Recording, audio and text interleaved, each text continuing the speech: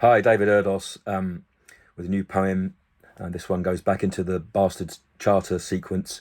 Um, I don't need to write another piece about this particular couple, but I did anyway, just because they seem to represent what has gone terribly wrong with us and with society in general, among many things, of course, but certainly the English speaking world, and by inference, the rest of the world outside of that, who buy into this or don't buy into this particular story. The poem is a mixture of direct address and commentary, so I may move between tenses. This Boy's Book. The title, of course, says it all. Spare part, split from purpose, second to none in all senses, or sad boy as ballast as someone else steers the ship. Possibly favoured now by the young, for the sensationalism he's seeking, if anchored now by ambition.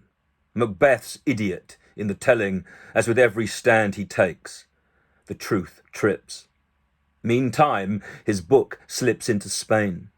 How strategic. Get it covered up in a language far enough away from your own, but close enough to English expats and to keen translators and tourists. America would have been too damn brazen, so this stir-stirred slice smuggling grants safe distance for love's lackluster bombs once they're thrown. Who is advising you, son? Now you've freed yourself from your father, who, lizard or not, will be licking the wounds you inflict on his throne. Not to mention your bro, whom you accuse now of violence. This is what your wife did on Oprah, as her crocodile tears of injustice and abuse at all quarters made her both Cinderella and Annie, and chilled even Piers Morgan's plump bones. What is wrong with you? Privilege can be a prison, but for those inside, lack of purpose and reason too matters not in a world which has moved away from the true into treason, which is what you were doing, or would have once been accused of, as you sought to complete such a plot. You state that you have killed 25 in the name of your nan and survival, but describing them as chess pieces, as well as inhuman, is a third-man type sentence likening you to H. Lime. Have you seen that film, silly boy? Or even It Ain't Half Hot Mums, racist clown show. You once referred to an Indian soldier as your P-friend. Disgust climbs, from the gut to the gap between your tongue and brain, baby. Booby, buffoon, and yes, brother, who is doing, I believe, your bird's bidding as she caws now in your ear. Fucked by flack, she purports to be ever so humble, all the while stripping shadows to make a spotlight everlasting with which to expunge her own fears. There would seem to be no real end to the need to justify their existence.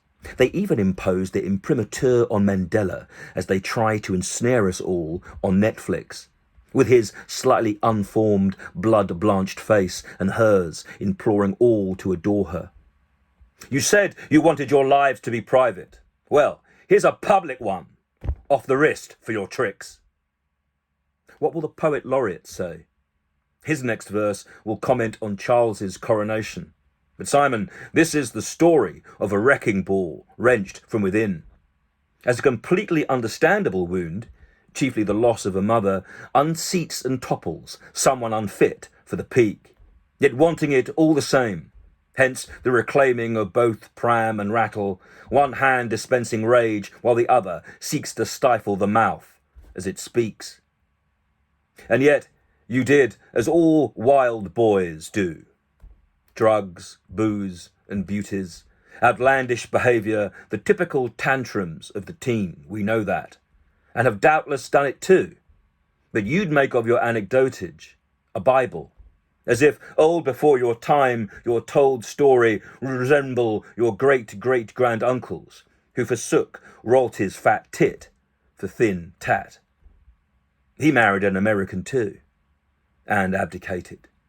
You had nothing to forgo, and that issue is why your tiny eyes fill our screen. You want us to know your full pain, but you do not have Edward II's hot poker, and you are not a word wizard like Marlowe, That is, if you wrote this brown from Giles Green.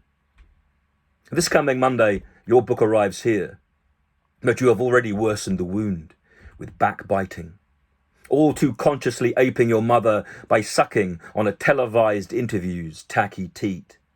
We will see it on Sunday here, or rather, not see it, as what you look for, as she also found, can't compete with the surrounding context you're in, and in which you and your wretched wife will be sinking. That is, unless you turn away, Harry. Listen, honour thy own intentions, and in the long run, by walking away, you'll complete the path she could not, your much mishandled mother. But by whom is the question? Until that is answered, your aches will shake no one, and every win will seem sinful and serve only to compound love's defeat. David Erdos, the 6th of January, 2023.